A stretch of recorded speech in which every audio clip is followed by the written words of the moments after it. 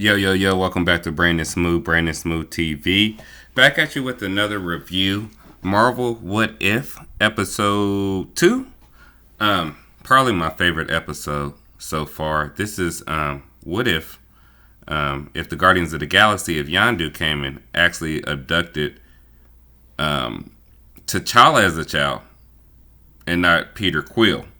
So the episode starts off with the young T'Challa in Wakanda, and he's telling his dad he wants to explore the universe. He wants to be an explorer, and that's where his brain's kind of leading him. And his dad's like, "Look, you're a prince. You're going to be the leader of Wakanda one day, and you need to kind of focus on that. Not deterring his dreams, but trying to keep him on focus." Then Yondu, he just comes and abducts T'Challa, and from there, it kind of just transitions to that very, very first scene that we seen in Guardians of the Galaxy with Star-Lord, Peter Quill, where he's recovering the little, y'all know that little ball that had one of the Infinity Stones in there. So it ends up different because with this Star-Lord, he's super smooth and very diplomatic. He even convinced, and I forgot the character's name. Oh man, I don't want to say Amistad. Y'all know who I'm talking about. He convinced him to be a part of his team. So his influence was so big that when he said, "I'm Star-Lord," they didn't have to say who. He had already made such a big impact around the universe that he was a star. And he even had somebody deflect and join his squad. So Yondu in this, he's the same. He still lied to T'Challa. He told him that Wakanda got destroyed when it really didn't. That way he can keep him on the Ravengers team, to get down. The first thing I want to say about this episode is R.I.P. Chadwick Boseman.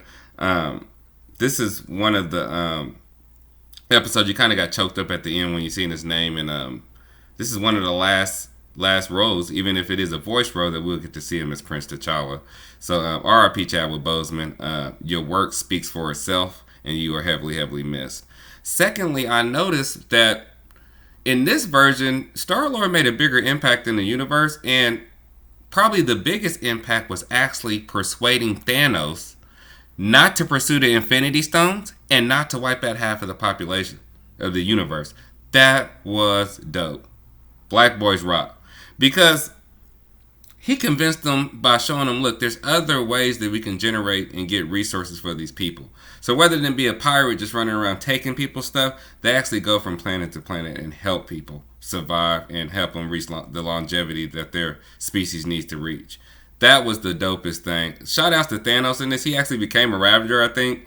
And there's dialogue throughout the whole episode of him talking to different people, basically trying to explain his other side. Like, look, I still wanted to wipe people out. And he's like, that's genocide. And he's like, well, it's not really genocide. It's random, so it's not. So shout outs to Thanos. I think they brought Josh Brolin back to do that too. That was dope. Overall, this episode is the best What If episode so far. I am going to review 3 and 4 very soon. But the What If stories it brings a whole another feel to the Marvel Universe. And I love having these What If stories because I think, I know that the Watchers had a What If series in the comics basically, but I think these can be potentially changed into movies.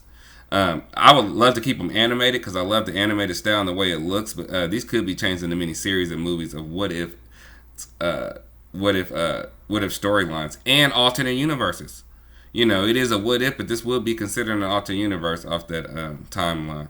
So don't forget to like and subscribe. I'm excited about episode 3 and 4 of What If, and I'll be back at you with another review. Peace.